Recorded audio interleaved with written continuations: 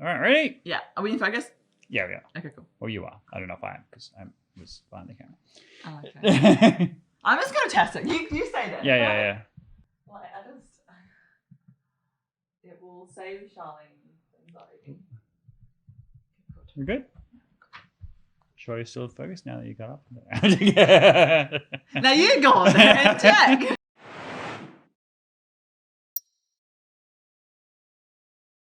Welcome to Dangerous Policy. I'm Charlene. I'm Crispin. And this is our week in review. So we're covering our topics that we've covered in the past week or so. I just want to acknowledge, new space. You have rejigged our little, I don't know what we're going to call it, studio. Mm-hmm.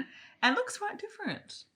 Yeah, so originally, because we had the old studio, which you might recall, but there were some drawbacks to it. It was like in a noisy workshop. It was kind of like way upstairs. And what I was going to do is move out of the place and move into a place that had a space where we could build our own studio. That's kind of difficult right now because COVID restrictions have made like actual moving place and stuff more difficult. So I have set up the studio in here by completely reshaping the living area. Now, it's not possible to use it as a living area anymore because we're surrounded by lighting and the structure is completely a thing and we're currently facing the wrong way. But it does seem to be functional. So what I will do is when the opportunity arises, we'll go to IKEA or whatever and start filling out the background and whatnot. Because previously we had these prints that would stick on the wall and look good, but obviously there's curtains behind us. So we need to probably build stands and stuff like that. So we'll fill it out. There's a few other things I want to do. Maybe sort of darken the curtains a bit. Build that contrast between the front and the back. So maybe swap out the curtains for like black curtains or something. But yeah, there's still plans, but hopefully this is much more satisfying. Yeah, it's like a makeshift thing. I don't know, it's kind of weird, right? Like when you watch a YouTube, you're like, wow, looks so good, but then you realize like it could all be, I don't know. You're never satisfied. Is the problem, right? That's true. Once you get the bug, it's like people who buy boats and things like that. They keep adding to it, and it's the same sort of thing with the YouTube channel. Yeah. There's always some place to take it. That's true. So how's your week been? What is new in Kristen's world? Well, not that much really. Been working on my book. Discovered a book was recommended to me to read by a researcher on love relationships by Dr. Sue Johnson. It's called. Now, it's not a book that I would ever pick up just at the bookstore because it's called Hold Me Tight, which is a very corny, like emasculine sort of title. It sounds like this book you get from like Woolies, like the supermarket. Yeah. Now, Housewives. The title makes perfect sense when you read the content, right? But when you pick, it looks like a trashy romance or something, and thus it just doesn't have a marketable appeal in that way. So if it wasn't specifically recommended to me by someone I trusted, there's just no way I would pick it up. But it was quite an extraordinary read. It talks about, so you know those people who are in relationships who they love each other and everything, but they're always having massive fights. They're just stormy, there's lots of drama. They're always having it's very explosive, and people kind of wonder, why are these people together? Like they're obviously not making each other happy. Well, this book is a very clinical research into exactly those types of relationships filled with massive amounts of drama, and why it is that this happens. And it has taken like a huge amount of the mystery out of it in a good way, to show that actually people can have it actually explains these arguments. So the arguments you read, because what it is like a dialectic. So she has all these examples of, person A, person B having their discussion, and then they turn into an argument and a fight, and how one, becomes, attacking and the other becomes avoidant, and blah, blah, blah. And you read it, and it is exactly like all the different fights you might have seen between your parents. Like these kinds of things are just so textbook, right? Because of the pioneering work of this professor.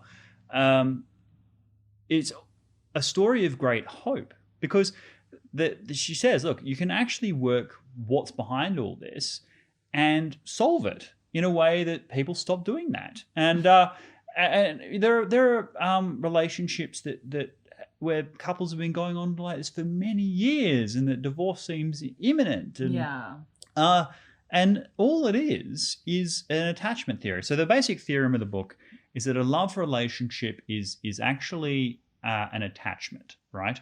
So it's like parents and children. It's a different sort of attachment, but it fills the same need. It fills the need for an adult that children have with their parents as children, right? And what this is different to transactional. So historically, love relationships are viewed as transactional fundamentally, i.e.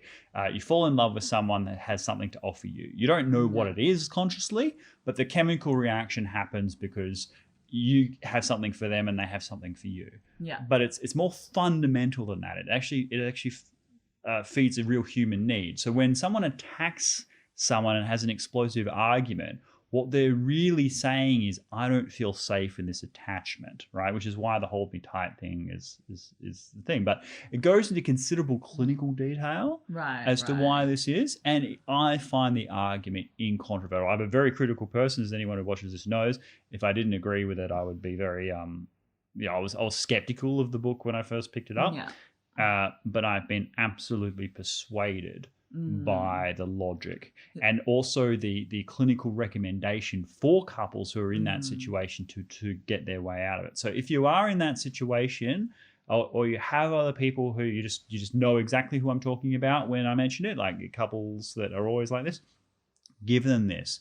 It could change their life, and I mean that significantly. Seriously. I mean, that's what they say in terms of like how critical it is to develop good relationships early life, like as when you're a child.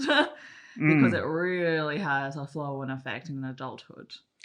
Absolutely does. But also fate doesn't determine that as well. Like so, and this was clear in the book, is that people who have these problems in childhood, absolutely, as you say, have these attachment issues as adults.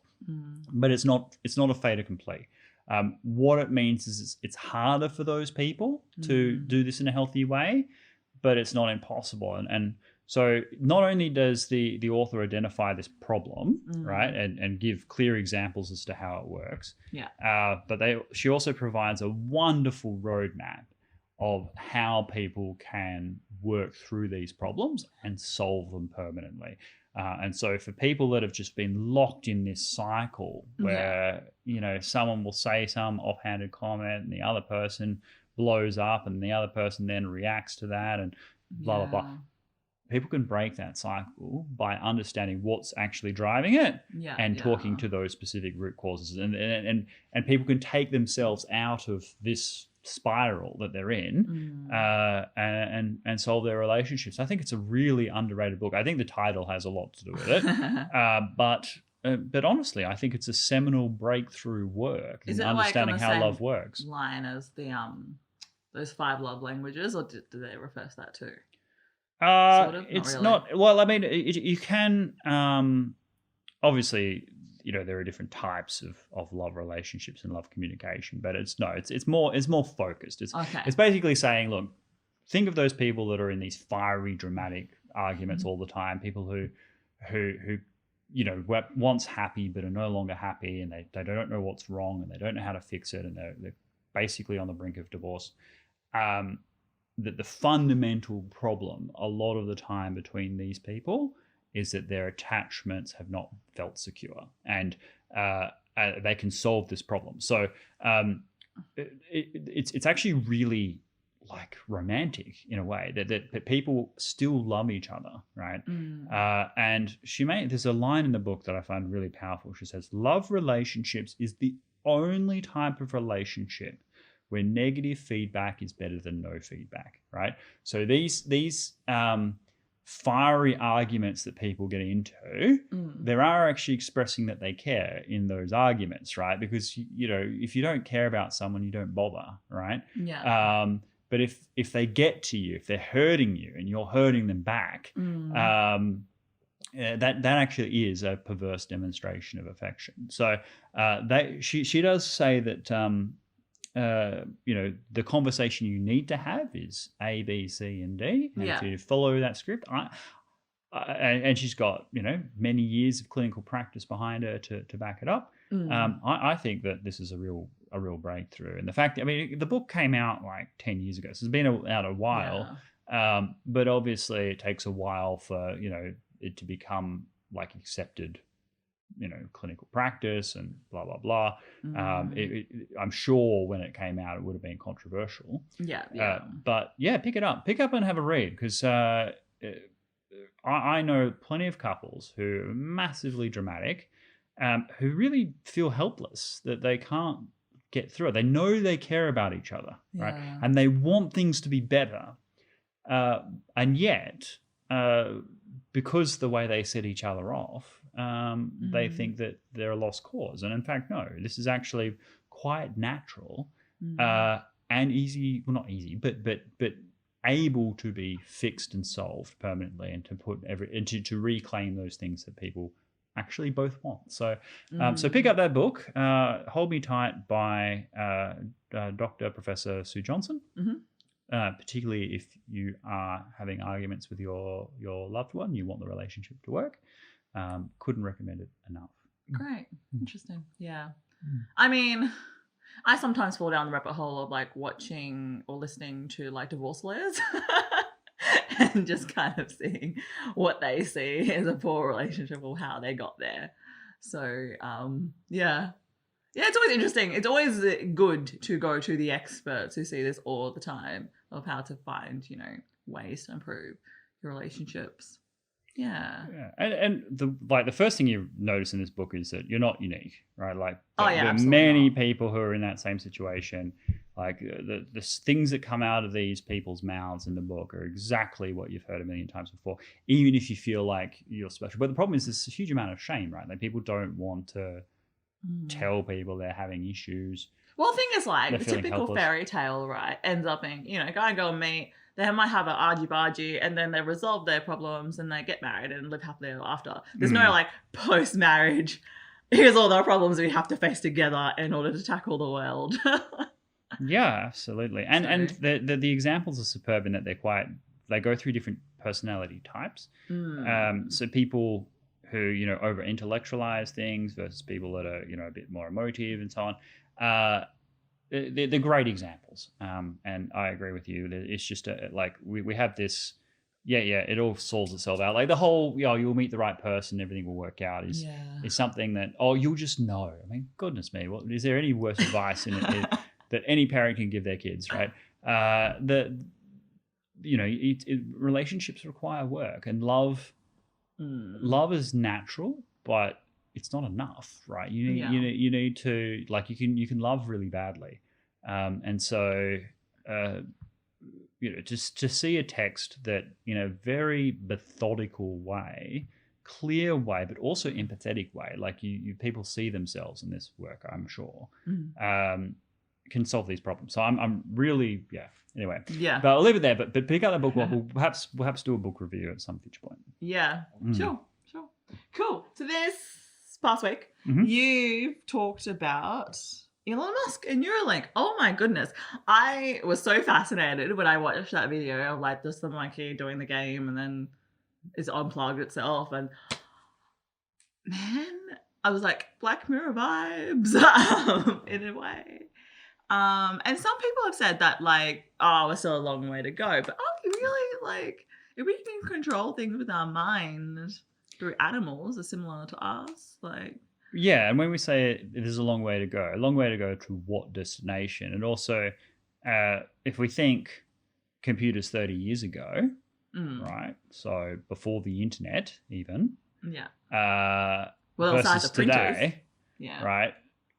If we've got a technology that can already integrate with like computer systems in such a way that even a monkey can play a game to an exceptional standard using nothing but its brain, then 30 years is another world. I mean, the whole human race. If you think about how our interactions have changed since the internet.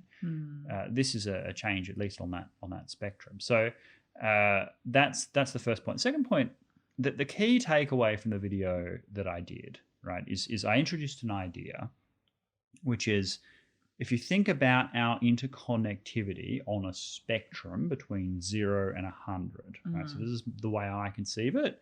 I'm putting it out there for people to use as a tool, okay? So 0 being that we don't have any electronic forms of communication at all. Everything is by pigeon, right? And if we have interactions, it's almost certainly on a person-to-person level. We're in our sort of tribes or our village. And if we want to communicate with someone, we have to physically get up and go somewhere, okay? Yeah. And then at 100 is what I would call the Borg singularity, right? The Borg from Star Trek, which is a collective consciousness. There are no individuals. It's all a collective identity. And they share thoughts, emotions, directions, goals, dreams, ideas. And who controls that? Well, that's a complicated question from the Star Trek franchise. Originally they were conceived as just a collective consciousness, which they all just agree. Yeah. But they do have a Borg queen that was introduced, who is the one who is many. It's a kind of a complicated relationship of hive mind nexus. But that's not the point. Point is that 100 is where you lose all of your individual identity. Yeah. And you have all shared thoughts, shared goals, shared directions, and shared calls of action, right? Yeah. So 0 being absolute individuality and 100 being no individuality.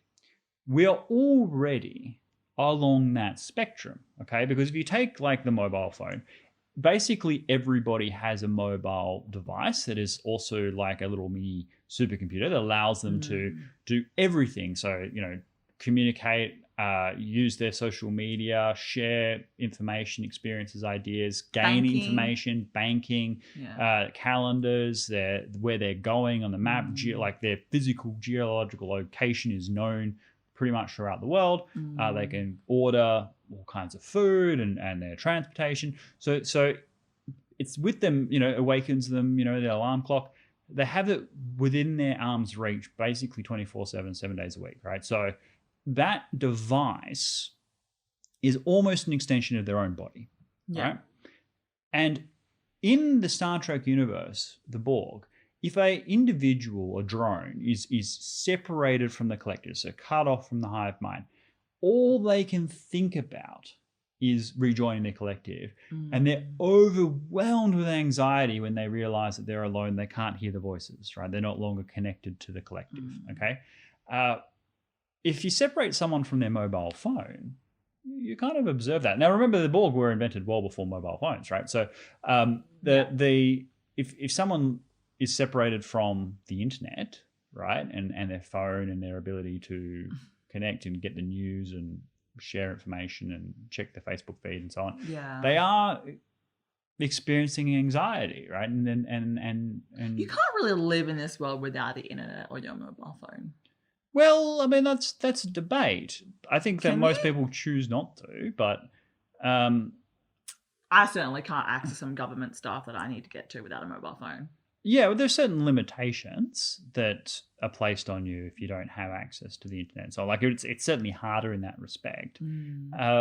But we do lose something when we're like, for example, we kind of imagine mobile phones being subservient to us. Right, that we, have a desire and a will, and that the mobile phone faithfully carries out that will. But in actual fact, when we get notifications, when we get, the mobile phone doesn't feel like it's gotten enough attention, it will let us know that, and we will jump to treat it like a little baby and constantly checking it. So it's not like, sometimes we check it just because we haven't done it for a little while, not because we have a specific task we needed to carry out, okay? And for that reason, we are kind of a slave to this technology as much as it is a servant of us. And so we are already along this, line of connectivity. So the key point of the video is that what Elon Musk is doing with Neuralink is massively pushing us along that curve, right? That we're already, somewhere along that line, but we're going to be far closer to a human singularity once we all have microchips in our brains and are communicating in real time and controlling everything with our minds, right? It'd just be really cool to go to my house and then just walk in and the lights are already on because I want the lights on. I know that's Well, here's the thing. The threshold, I think, is when people stop having individualized experiences. So, for example, at the moment, if you go on holiday, you'll take all these happy snaps and you'll upload them and share them on Facebook or whatever, and then you'll get feedback from the collective, which is the internet, as to your experiences. And they've taken a part of your experiences because you have shared it with them, right? Whereas in the future, if we are all sharing things pretty much constantly all of the time, then one person might have an experience and we all have that experience, right? And that's a dramatic shift.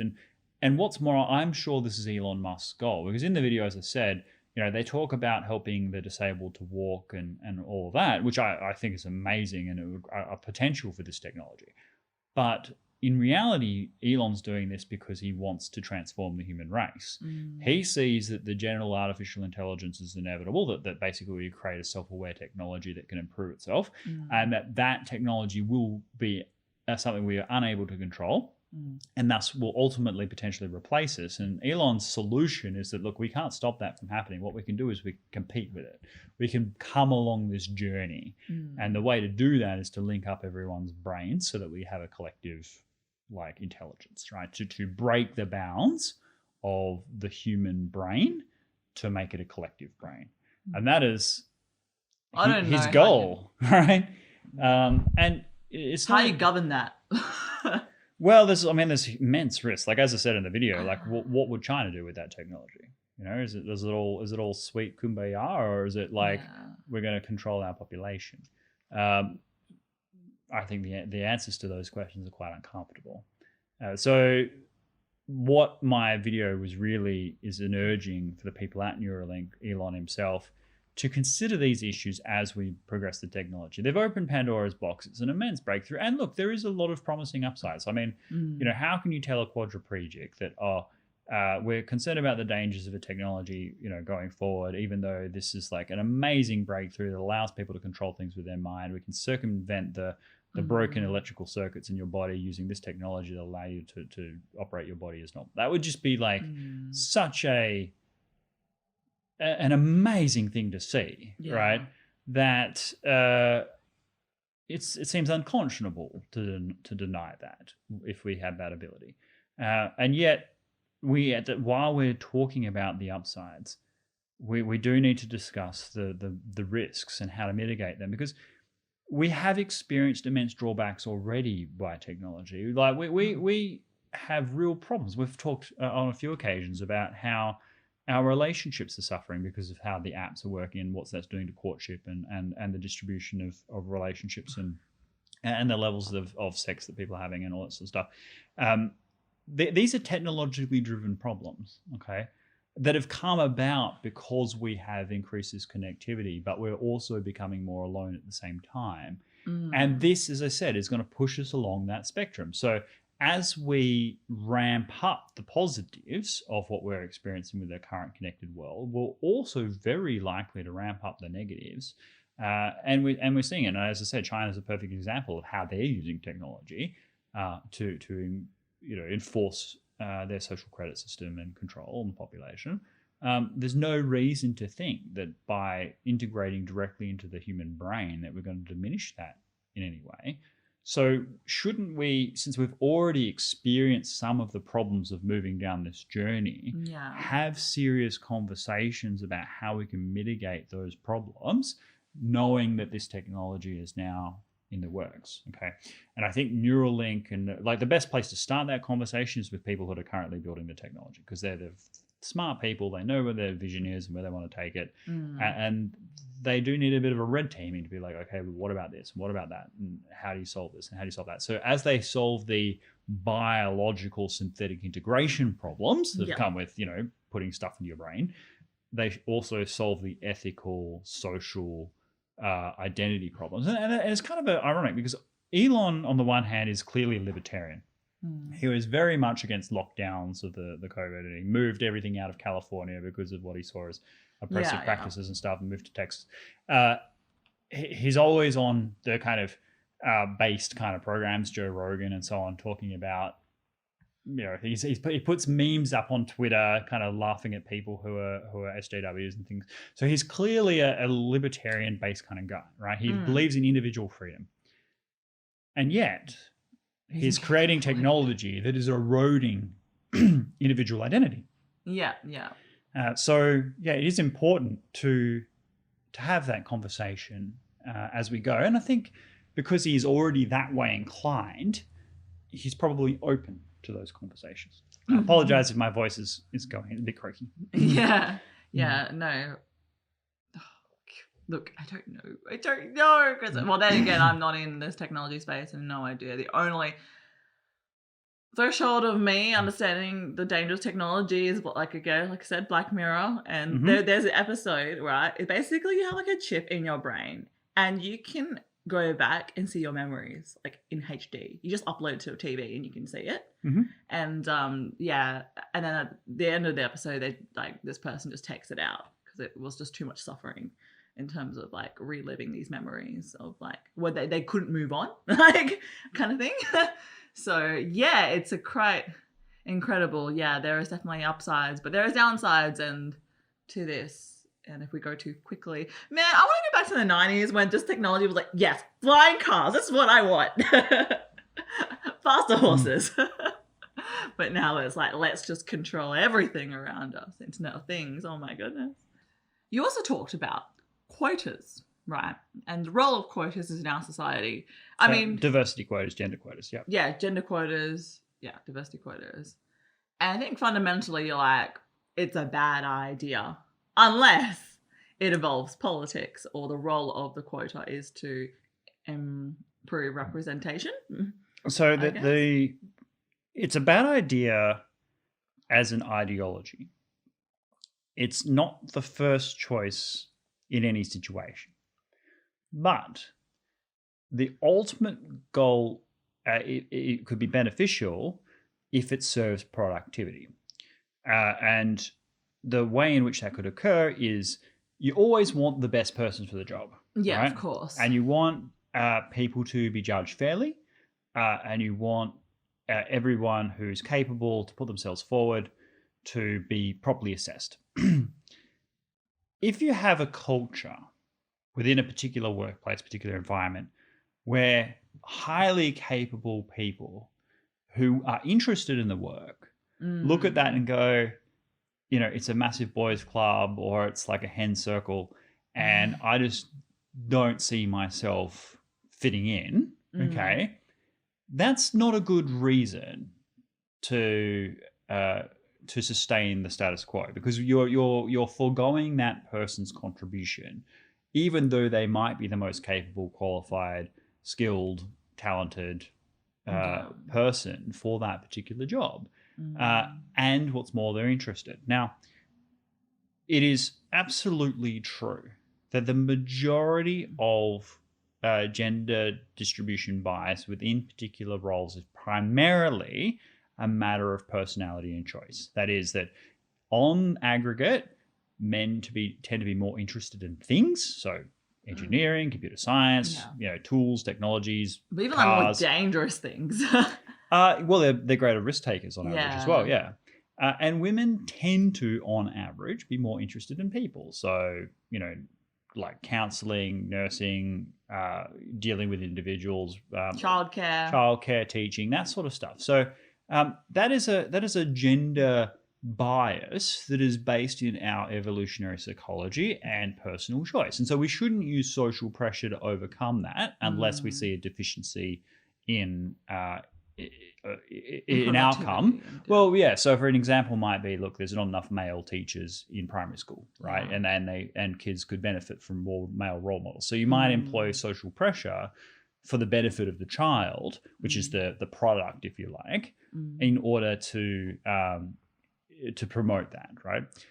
But then there's also you want to change the culture so as that people who are interested in the work and capable aren't deterred by the culture. Okay, so that's the main reason, main argument for quotas, based I think in a conservative, viewpoint of best person for the job, right? If it helps you find the best person for the job, they're not prevented from applying, then quotas may temporarily be beneficial. This is the key word, temporarily, because once you've got your culture changed, then it should just continue on as the culture. It becomes the new normal, right? Yeah. And thus, you want to take those training wheels off and allow it to continue to go.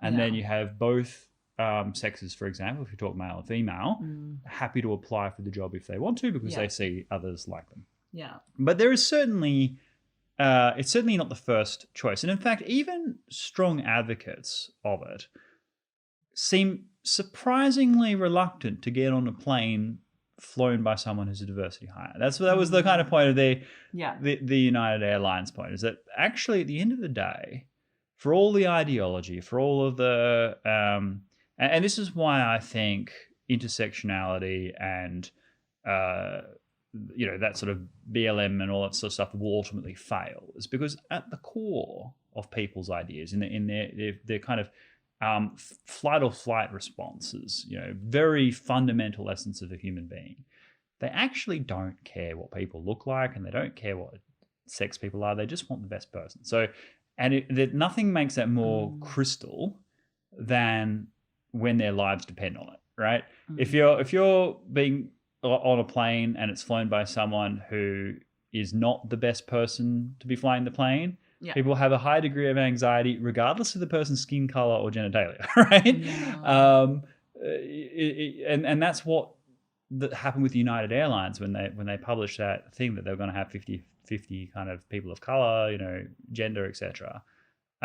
Is they were lampooned, I think, even by people who would otherwise be sympathetic to the idea, simply because when people get on a plane, they want to know that they're in safe hands, not the person that had to be let in because of their color of their skin, right? That's not going to help you fly a plane. So I just think I totally agree in terms of meritocracy, but I think the intention was kind of understood from the left side of you're going to try to encourage people of who experience disadvantage to have a chance of being skillful in to be able to fly a plane, who didn't have the opportunity previously. Right, maybe, I don't know. This is a weird thing. So the other argument, which I didn't cover in the video, which I think you're alluding to, is what if you have someone who's highly capable, but they're from a disadvantaged background, they haven't had the opportunity to go to the best schools and get into the best education, and thus don't they deserve an opportunity to succeed?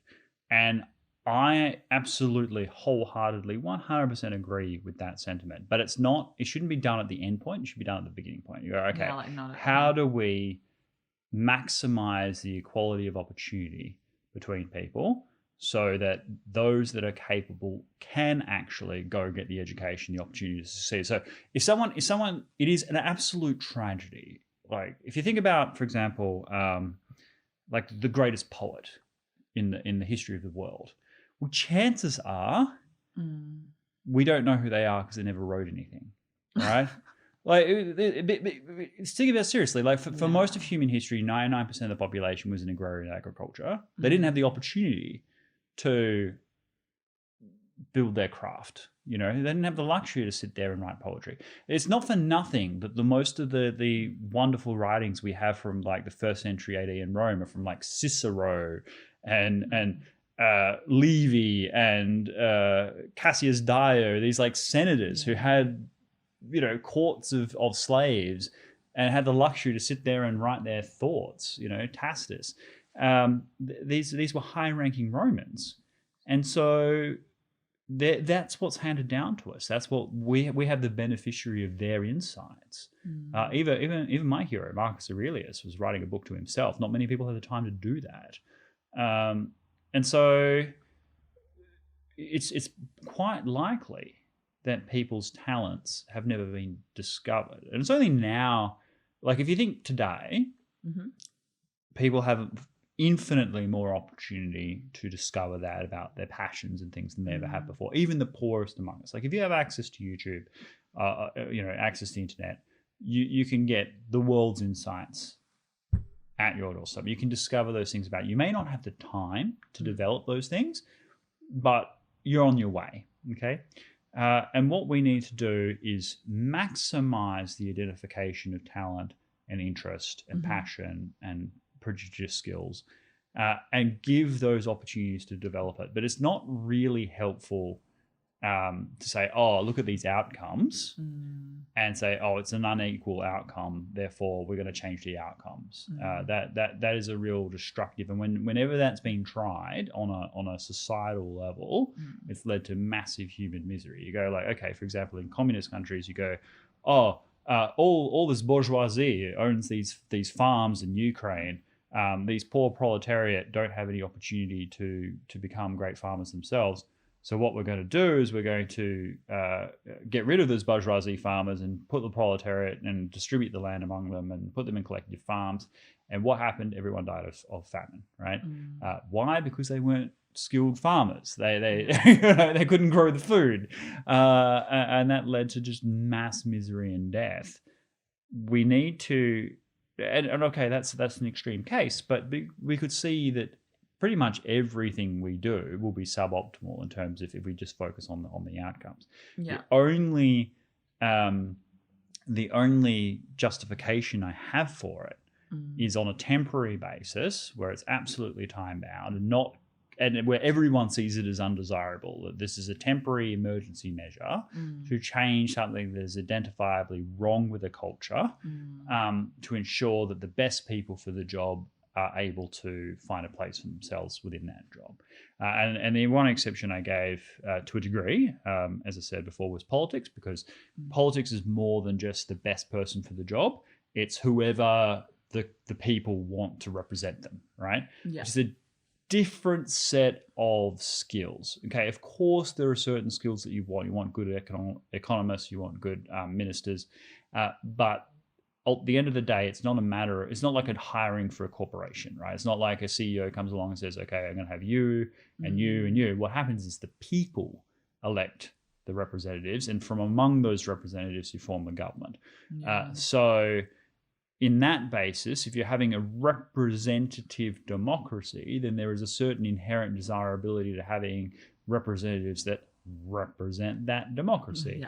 And thus, having one of the corruptions in Western democracies at the moment is the narrow backgrounds that they have. So I don't think, although gender is an issue for some parties, I think the biggest challenge to the effectiveness of our democracy at the moment in terms of who represents us is the narrow range of backgrounds they come from. So once political science or law or absolutely, they all become staffers, or they become union representatives, and they attach themselves to existing parliamentarians, and then through a series of patronages they get their branches stacked and get nominated. And so they get shepherded into these positions. Whereas in fact, you want people from all walks of life. You want the truck drivers, you want the import people, you want the teachers and the police officers, and you want all walks of life to have a chance to be represented. If they have a cause and a mission, and they can sell their case to their own electorate, that's what we want.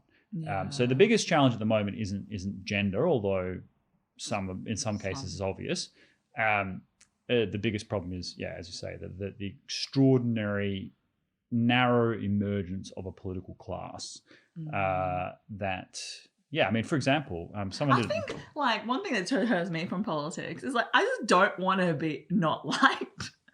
Like, I can't afford to not be liked in society. Like, you just hate it as a politician. Like, we're all, I mean, in certain jurisdictions, maybe you're more liked than others, but still, like, it's ruthless. And I think, yeah, if you're in the elite, then you don't care. Like, you have all the things behind you that it doesn't matter if you stuff up. If you're an everyday person, there's no way. Like, Oh, absolutely. I mean, I have more respect for politicians than the average person for exactly the reason that you just mentioned it. That weirdly, most politicians do want to do good.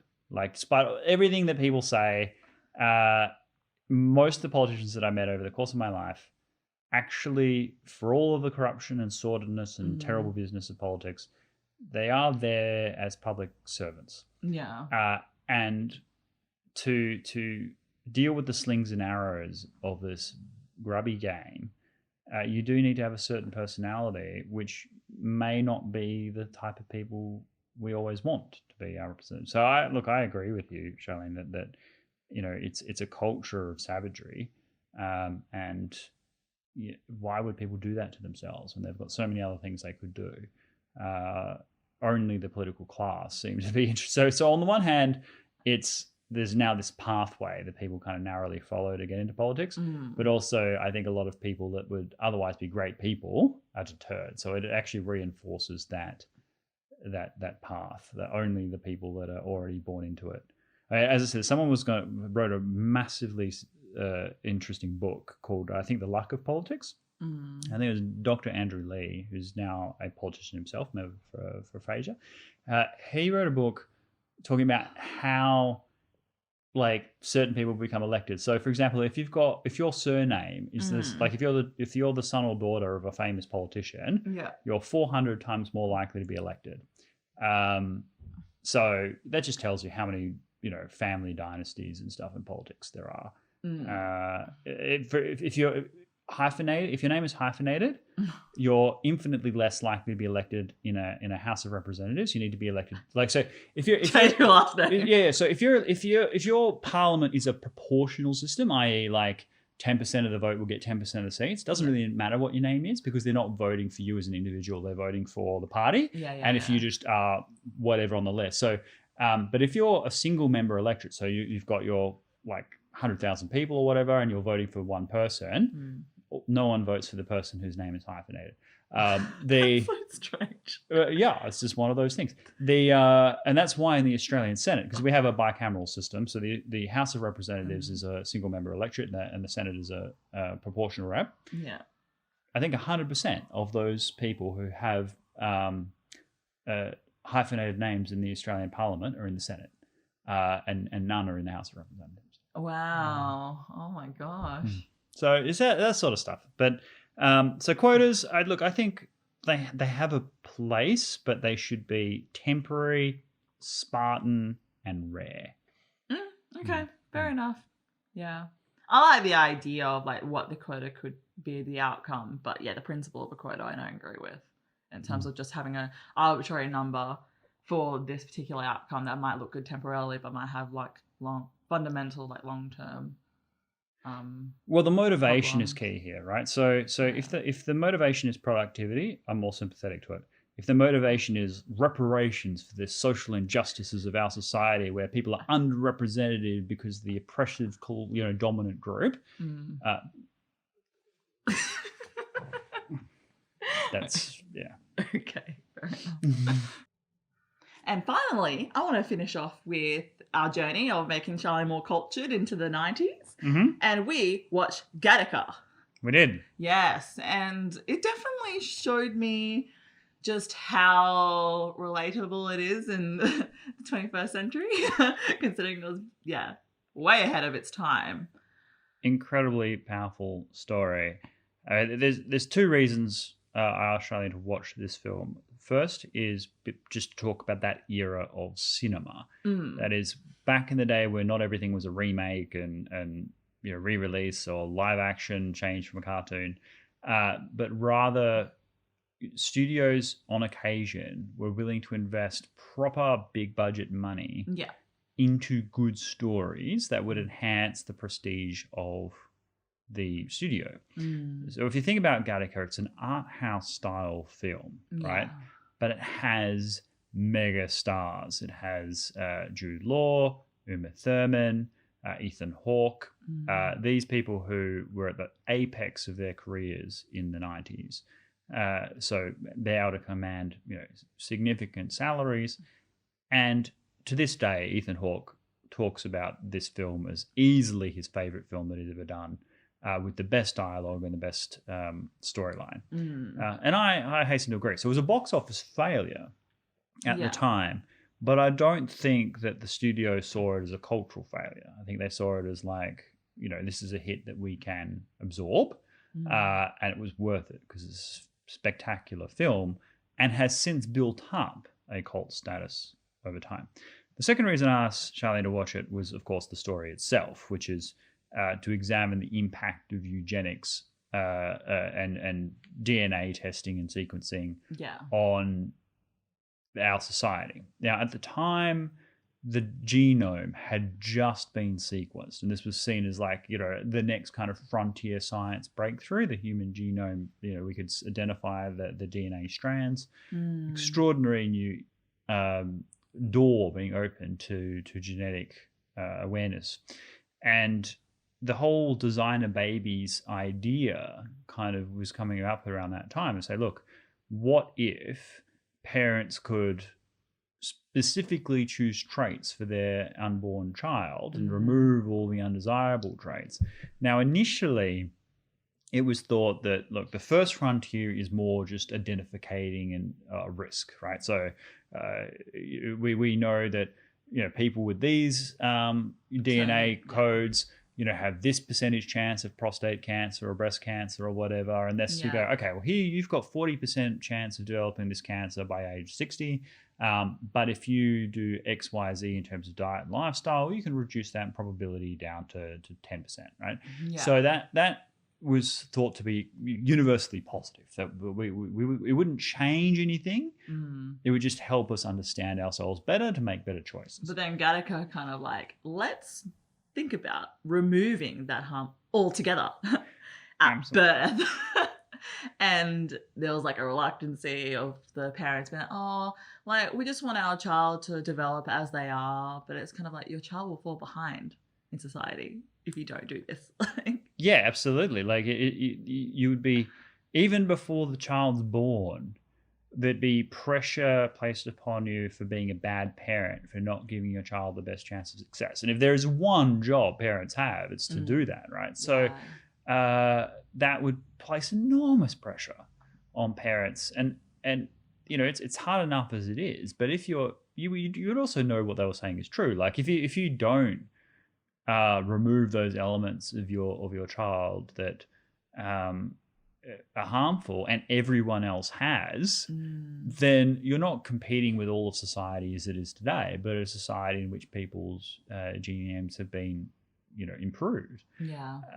And the story is, there's a few things to this story that are quite powerful, and it doesn't provide all that many answers, but it asks amazing questions. So, for example, Vincent, who's the protagonist here of the story, he has faced prejudice his entire life because he has been unable to do it. He's got a heart condition that's supposed to kill him by age 30. He's got all these, deficiencies. But what he has is an extraordinary determination, right? Like, so he's willing to overcome everything. Now, this is a truly heartfelt sort of conservative idea that if you just work hard and overcome the barriers, and people every day who believe in this will point to the 12-year-old spelling bee who 4 years ago came to the United States, couldn't speak a word of English, and yet can now stand up in front of people and compete. How is it that this person can do it and other people can't, other than the fact that this person is dedicated and hardworking, right? Now, that is true to a point. Like, hard work is a critical factor. At the same time, you can't discount the problem at the other side. And Gattaca does gloss over this a bit. For example, people of lower IQs are already barred from all kinds of professions. I mean, Jordan Peterson makes the point that if you have an IQ below 86, you're barred from the US military. Why? Because it's thought that people with an IQ below that can't do anything in the military that isn't fundamentally counterproductive, right? Oh, wow. Now, that's 10% of the population, okay? Oh, God. So we already have these innate assessment characteristics that are pushing people in different stories. So for those that haven't seen Gattaca, spoilers alert, we live in a world where it's set in the near future where people are having genetics altered prenatally so that their children grow up with all these advantages, and that it has reached a point, although it's officially illegal, basically everybody does a test of prospective employees and things on their DNA basis to see whether or not they have natural advantages that would make them better for the job. And in practice, that results in closing off entire career paths for people that haven't had those improvements. And you basically get a scan at your interview, and they're like, "Yep, you're in." And like, "Where's the interview?" That was the interview. Exactly. A genetic scan. Absolutely. And that's not hard to imagine, okay? Because we already have elements of that now, tested in different ways, perhaps. Yeah. Oh my goodness, like those games you have to play at interview time of those patterns, like, oh my gosh. Like, people actually hire other people to do those pattern tests. And they want this whole diversity and inclusiveness, but they have this test. Absolutely. Yeah, so that's that. And so it's kind of a mixed message sort of movie. So on the one hand, there's the story of this guy overcoming all of these things by fooling everybody and yet still meeting the standards by extraordinary dedication and determination. We take somebody's identity that meets all the criteria. That's right. So he conceals his own DNA, manages to plant DNA from someone who has all these natural advantages and convinces everybody that he is this other person. That's the name of the story. While in fact he has all these physical limitations, which he overcomes through hard work.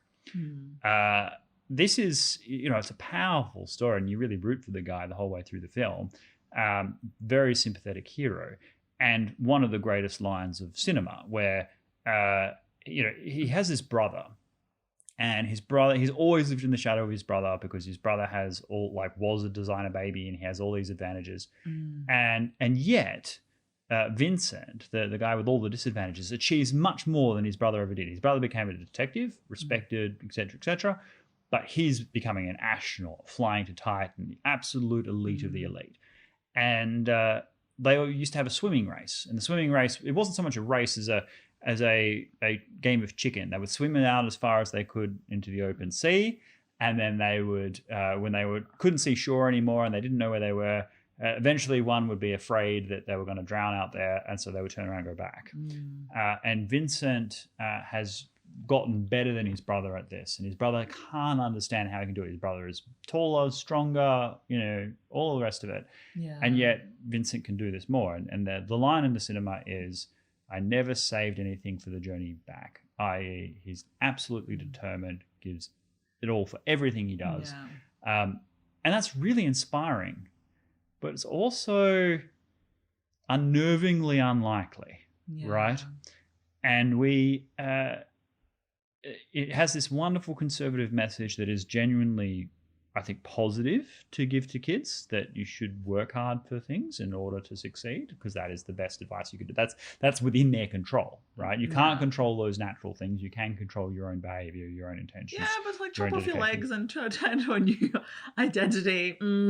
Yeah, no, absolutely. But I mean, in terms of attitude, it's certainly something to be encouraged. Yeah. In terms of reality and social commentary, it's far less clear cut, because on the one hand you can look at the risks of genetic manipulation and the direction of our current technologies, CRISPR technologies, that sort of stuff, that allowed this to occur, and it is entirely possible that in future generations, not very far from now, we will have the ability to manipulate human race in such a ways that we do totally eugenicize humanity. Okay. Yeah. On the flip side, we don't have a natural selection anymore as it is, okay? Because previously, a lot of infants and children that were physically weaker would never have survived adulthood. But today, through medical intervention, premature babies can be born months early and still survive. And so we've already, like, through the wonders of medical technology, overcome the natural selection, the infant mortality rates and things that would happen. So we have actually introduced a lot of vulnerabilities into the genome. And what the argument might be, to say, look, all we're going to do for these people who in previous generations would not have survived anyway, we're going to eliminate the vulnerabilities they've developed as a consequence of our medical technology. So, you could actually come up with a pretty weaselly argument to say we should be doing this sort of stuff. Now, once you have the ability to do it, there's going to be different attitudes from different governments. I mean, take China, for example. Are they going to allow the Han civilization to become genetically inferior to others? Unless President Xi has. With all of this, if we start to see this play out, this is really dark stuff. And then, as I said, with the IQ tests, there's already elements of that today. Yeah. And the thing is, like, if it were to happen, right, the elites will get it first. So there's always going to be there's going to widen gap.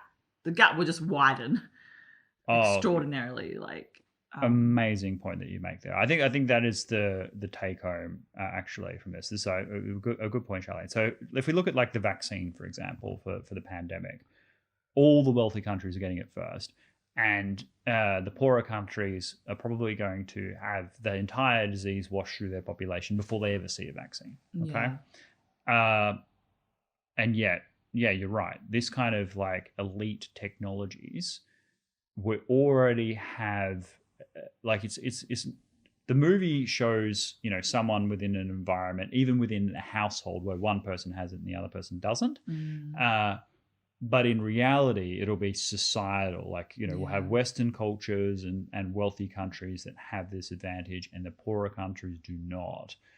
The gap that already exists between the two, not only do these societies dehumanize these poorer places anyway, because they're in other parts of the world they don't really understand. If we were a new breed of human, right, and there was that disparity, you could just imagine the contempt that people would have for these people and the service class that they would put them in. Like I was going to say, like, it all goes back around to history of, like, they'll honestly be, like, servants, less than human. Like, not even, and it's going to be genetically, like, not even, like, a social thing. Well, kind of. It's a crosses over.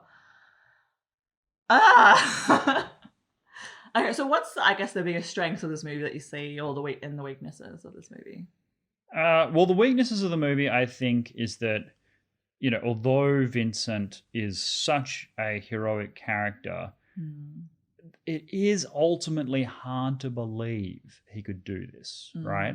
Now, that's kind of the point as well. Like, they say in the movie, look, even if your face is everywhere, right, and they're all saying they're looking for you, nobody's going to recognize you, because nobody is going to believe that someone in your position could fool them for so long, right? And that's true. And so the audience is encouraged to go along with that as a concept, to really sell it. But at the same time, like, he has a terrible heart condition, right? And, like, it's just very hard to see how he could compete in a world where differences between people are already obvious. So that's challenging, but they sold it, I think, as strongly as they could. I think the message of the film is really good, that that even if you take that as difficult to accept, the message of, look, don't let people crush your dreams, like, work hard. If you believe in something, give it your all, is a good message. But realistic goals and dreams is also important, because otherwise you're leading for someone for crushing disappointment. And the conversation that happened early on in the film, where they're at the dinner table and the dad goes, look, they're not going to let you be an astronaut, right? That's a hard truth. But, I don't condemn him for saying that, because he was right, and it's something that people are getting set up for crushing disappointment. If they it's kind of like people nowadays, like, you're not going to make it in Hollywood. Again, like the most people, like you can't really make it as an artist for the majority, like, right? Like, yeah. So complicated, vexing thing. And then the way relationships are, there's the wonderful scene where these women who find their like guys they like, they'd steal little hairs or something from them and take them to a genetic coder to get their code to see whether or not, you know, they were a good genetic fit, right? Totally see that happening. I mean, even today in Japan, because Japan is the most like genetically homogenous culture on earth, like the 99% of your mate are Japanese, ethnically homogenous. There's no racism in Japan because there aren't any other races. Okay. So, but they do have blood type racism, right? So people based on your blood type can be prejudiced against because they see certain blood types as more desirable than others. Now, there's an absurdity to that. But we could totally see, you know, the differences in genetics being a decisive factor in how relationships emerge and evolve and that sort of stuff.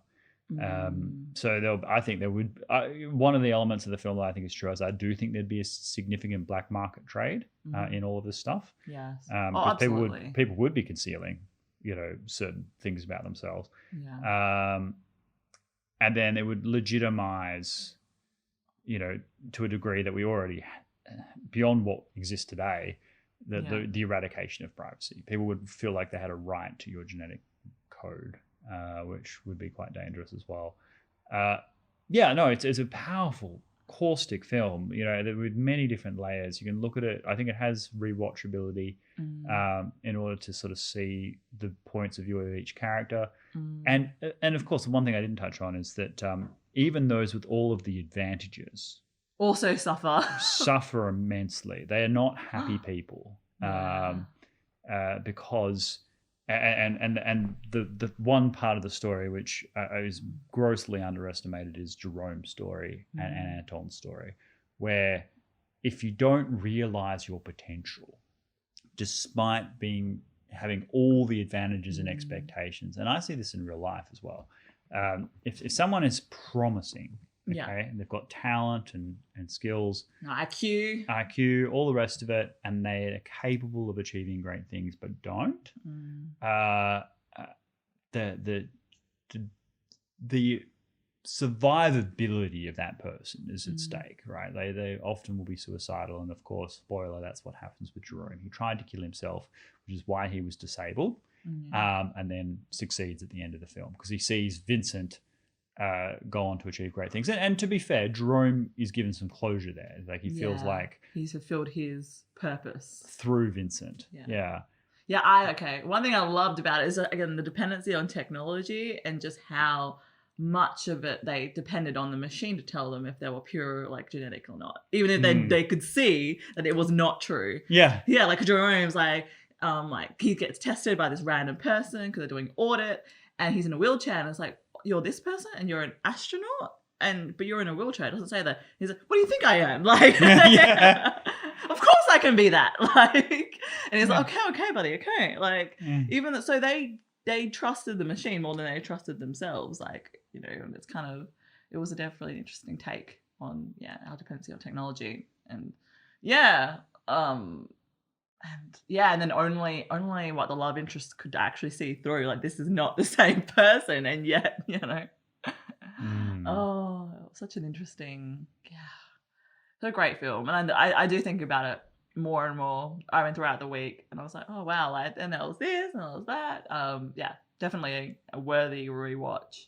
Knowing what I got into, but no, good choice, Crispin. Like, we'll continue the journey.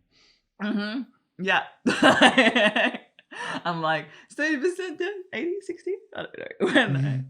But anyway, final thoughts. Let's wrap this up. Final thoughts.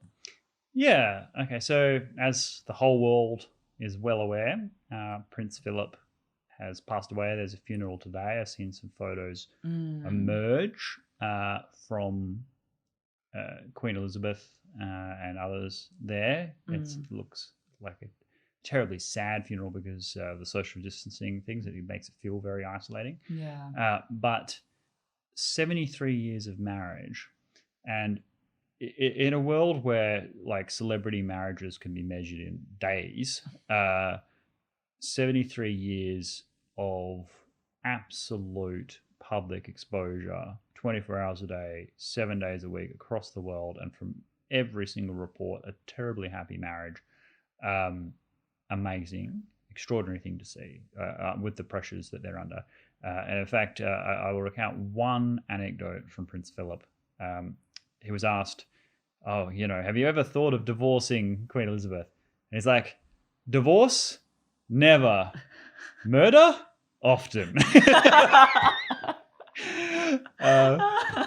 Just a very happy marriage. And, I'm a pretty cynical person. I'm a romantic, but I have a cynical side. And I look at all the statistics and problems and grave issues and stuff that marriages have. And I tell you what, if Queen Elizabeth and Prince Philip could, with the pressures of being head of state of the entire Commonwealth, keep it together with all of the traumas that family goes through. There's hope for us all. So great Vale, Prince Philip, for a life of service. Another point just to make about that quickly is that people talk about patriarchy and all of this. Prince Philip stood behind Queen Elizabeth for all of those decades, and he made some gaffy comments and funny things over the years, but no one, even his staunchest critics, could say that he big noted himself in front of Queen Elizabeth. Like he stood behind her as the monarch for all of those years. Yeah. No one doubts that she was like the head of the household. Yeah. And he did that willingly and for the sake of public service and probably for the relationship itself. Great thing to do. So I think people can't discount these counterexamples, and this is a big one. So, and hopefully, and no doubt, the Queen will continue on as she is. She's invincible. Yeah. I mean, look, it's an unspeakable loss. It's a loss that I hope I never even understand. But she's got those 73 years to hold on to. So. No. For sure. And actually, on that same note, I went to dinner, and it was the same night they announced the death of Prince Philip. And my friends are typical English people. They're very proud of England and the culture, and they were like, "I am so sad today. Prince Philip died." They were genuinely so hurt.